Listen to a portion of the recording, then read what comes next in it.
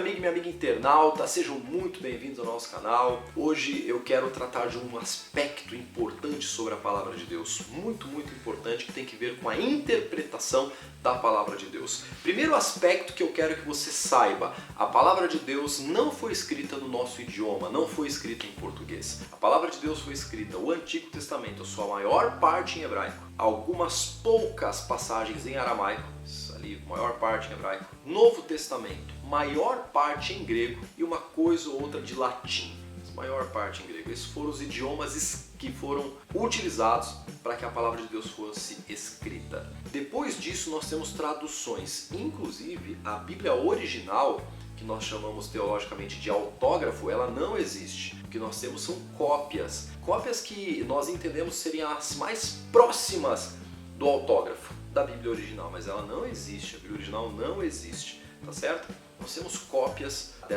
desse material realizada por copistas, que eram pessoas escolhidas a dedo, treinadas para que fizessem cópias da Palavra de Deus de uma forma muito séria, inclusive.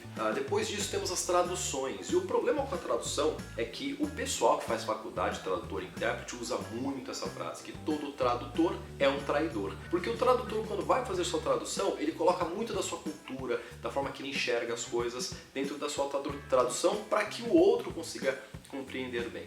Dentro da tradução bíblica, nós temos a tradução mecânica e a tradução dinâmica. A tradução mecânica é aquela que é traduzida palavra por palavra, ao pé da letra das coisas. E a tradução dinâmica é aquela que usa, de fato, a tradução de palavra por palavra, mas dá mais sentido ao texto. Essas Bíblias que dão mais sentidos ao texto, poderíamos chamar como a nova versão internacional, Bíblia na linguagem de hoje. Essas Bíblias traduzidas para o nosso idioma, que trazem uma interpretação um pouco mais fácil de nós entendermos. E tem a Almeida Fiel, por exemplo, que é uma Bíblia mais ao pé da letra, usando inclusive um português muito arcaico. Então para que eu estou dizendo tudo isso para você? Para que quando você for ler a Bíblia e você ler um texto bíblico, você não saia daí criando uma doutrina em cima daquele texto bíblico, dizendo, eu li na Bíblia, está dito assim, é assim que é o correto. Por quê?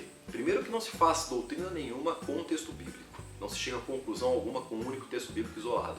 Quando você vai verificar se aquele assunto é um assunto defendido pela Palavra de Deus, você permeia por toda a Bíblia para aí sim ter clareza e certeza de que aquele assunto é de fato defendido por Deus na sua própria palavra.